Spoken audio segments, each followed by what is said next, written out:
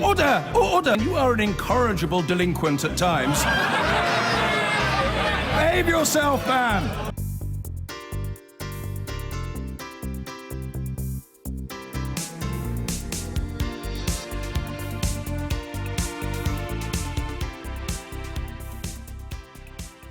Now, here in Westminster, Theresa May has been hit by more resignations over her Brexit plan. Just hours after appealing for Tory unity at the first meeting of her newly cabinet, Ben Bradley and Maria Caulfield stepped down as vice chairs of the Conservative Party itself, one calling the plan the worst of all worlds.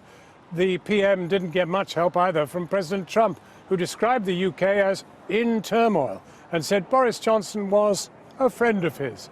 Our political correspondent Michael Crick has this report. Today at Westminster, everything was rather up in the air, with a flypast to mark 100 years of the Royal Air Force, and nobody really clear where the Brexit resignation story would go next. Michael Gove seemed to confirm he's definitely staying put. So are you fully behind Theresa May's Brexit plan? 100%. Have you considered resigning yourself over this? Absolutely not. And what do you think of Boris Johnson's decision and David Davis' decision to resign? Well, I admire Boris and David very much. I'm sorry that they've left the government, but I hope you have a lovely day.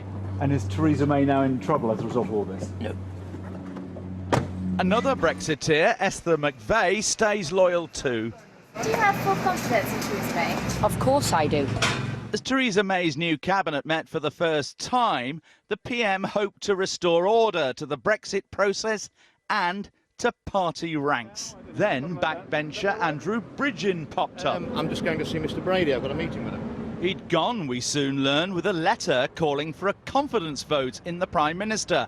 It would take 48 such letters for the vote to be triggered.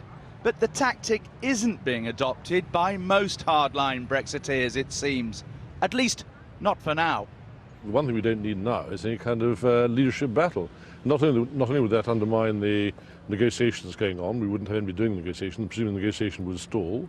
But of course, secondly, we don't know who would be the outcome, who would win. Maybe it would be some Remainer would win that battle. So no, we don't want a leadership battle for now. We want. So you're threatening possibly things? I think not threatening. I couldn't know predicting. It'd be more accurate. I think that what we are requiring is an absolutely straightforward, clean Brexit, as the Prime Minister has promised. If in time she chooses not to be able to deliver that clean Brexit that she herself has time and again promised, then of course I imagine she'd wish to consider her own position. This afternoon came news that 2 MPs in the team of senior Conservative Party officials had quit. Maria Caulfield, Vice Chair for Women, and Ben Bradley, Vice Chair for Youth. Both warned that persisting with the Chequers policy would put Jeremy Corbyn into number 10. So as Donald Trump flew off to Europe for the NATO summit and then to Britain and to meet President Putin, what did he make of all this? Well, so I have NATO, I have the UK, which is in somewhat turmoil, and I have Putin. Frankly, Putin may be the easiest of them all. Who would think? Who would think? But the UK certainly has they have a lot of things going on. Boris Johnson's a friend of mine. He's been very, very nice to me, very supportive. And maybe we'll speak to him when I get over there. I like Boris Johnson. I've always liked him. This afternoon, Theresa May was with Angela Merkel at a diplomatic conference in London, their second meeting in 6 days. And the German Chancellor said she wants as close as possible relations with Britain, whatever happens on Brexit. Another sign the EU has been rather friendlier to Britain of late. But some Brexiteers fear that at Chequers, May granted Merkel rather too much say over Brexit policy. One thing I did pick up, just anecdotally, it may not be true, but I heard that the Prime Minister quoted an aide, Chancellor Merkel, and she said, oh, Chancellor Merkel agrees with this particular part or disagrees with that particular part, we can't change that. Now, that would be a very strange situation if we had the Chancellor of Germany dictating to the British cabinets what they could or could not do. May not be true, it's purely anecdotal, I'm merely passing on the scuttlebutt from the House of Commons tea room. James Gray warns Theresa May as many as 80 Tory colleagues will rebel this autumn and thereby defeat the new Brexit policy. But the PM presses on. This afternoon, she confirmed the long-awaited Brexit white paper will come out later this week. Michael Crick reporting. So what's the European view of Britain's political chaos? Is it more a case of schadenfreude or ça ne fait rien? Well, let's go to Brussels now, where European leaders are heading tomorrow for a NATO summit. Our multilingual Europe editor, Matt Fry, is there. Matt. Not as multilingual as you, John. Well, if you're Belgium or French in the city, you will be glued to a television right now for obvious reasons, watching the semi-finals. However, if you're not, you might have your eyes glued to the sky, waiting for Air Force One to arrive any time now. Now, the fact that President Trump is arriving in this city, Brussels, is particularly significant because this is, after all, the home not just of the European Union, but also of NATO, both institutions that, to put it mildly, President Trump has expressed his doubts about, perhaps wants to take a sledgehammer to, at least a rhetorical sledgehammer. And then, of course, as you heard in Michael Crick's piece earlier on, there are some views that Trump has been expressing today about what's happening in the UK. Now, the key question is, what do European leaders, the negotiators at the other side of the table, now talking to Dominic Raab, what do they say about the Chequers deal? Because surely, if they're not behind the Chequers deal, even if there's a hint of cherry picking, then what is Theresa May and what are her supporters actually fighting for? That is the key question. Who better to put that to than to my two guests here, Mairead McGuinness, MEP, Vice President of the European Parliament, and Hans-Olaf Henkel, MEP from Germany, Conservative reformer. Welcome to you both. An interesting question you raised. Well, let me ask it again. I quarrel with the language because what we got on Friday, and I welcome it, was not a deal but a proposal. So it's really positive. You welcome the proposal? I do. I welcome the fact that we have something to work from because up to now we've had small pieces of detail but no actual document. And on Thursday we're going to have a very significant white paper which we can then negotiate with. So it's not that the deal is done, but at least we're on a step towards a deal, and that I think has to be welcomed. Well, am I right in my assertion that if Barnier turns down this deal, and by the way, he said today that 80% of any deal has already been accepted, but if he turns down this proposal, if you turn down this proposal, then Theresa May is finished, isn't she? It's too simplistic because this isn't a question of turning down, because Monday next will be the first time, and I hope it happens, that the UK will come to the table with something substantial to negotiate on. But first of all, we have to sort out the withdrawal agreement that gives us a transition, and we've just been chatting about that, about whether time is on our side or not.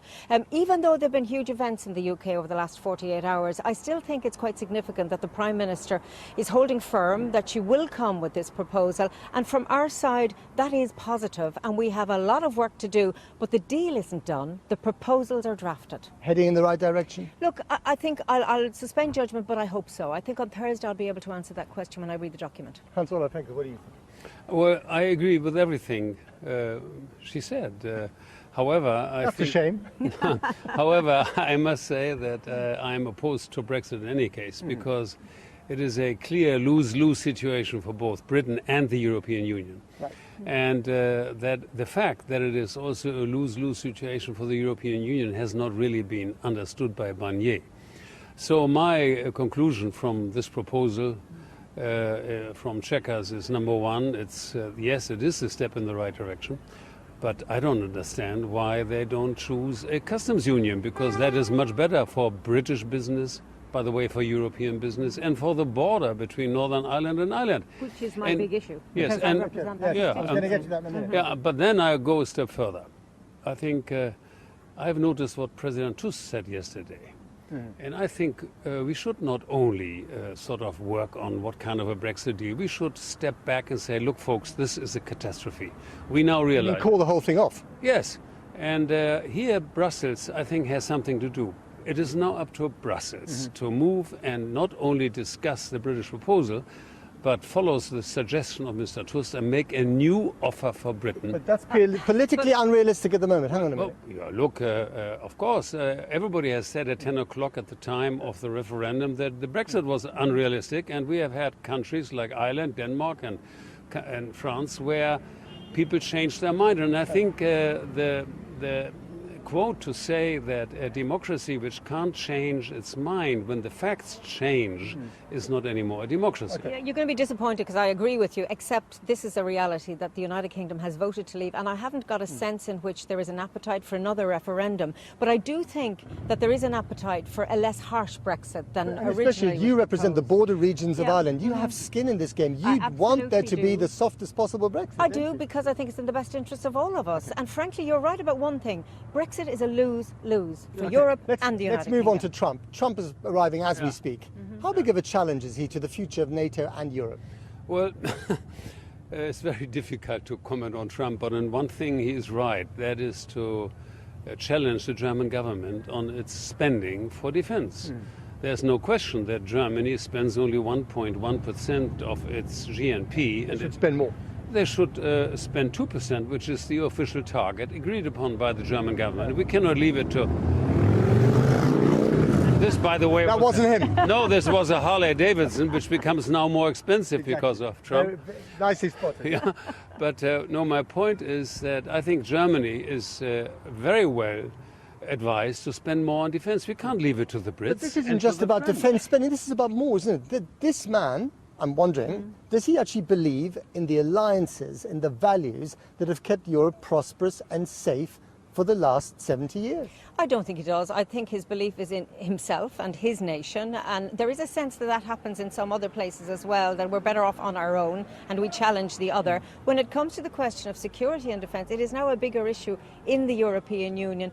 Not because of Trump, but maybe not ruling out that he's had some influence. So there is pressure to do more on that policy. But the Germans should spend more, shouldn't they? I mean, yes, but let me come back to Brexit and security. I'm absolutely appalled by Barnier saying that Britain should not anymore participate in Galileo. And you know what reason he gave? For security. I mean, here is the largest European defense organization, and Barnier says you cannot anymore participate in this European communication satellite system because of security. This is an insult to the British nation. Okay. Yeah, but I think Theresa May herself wants to be part of the security programme, so perhaps we get a meeting of minds. I hope so. Got to leave it there. Hans Olav Frenkel, Mairead McGuinness, thank you very much indeed. Well, tomorrow is indeed a big day. Donald Trump has meetings with NATO leaders in the morning. In the sidelines, there'll be discussions perhaps about trade.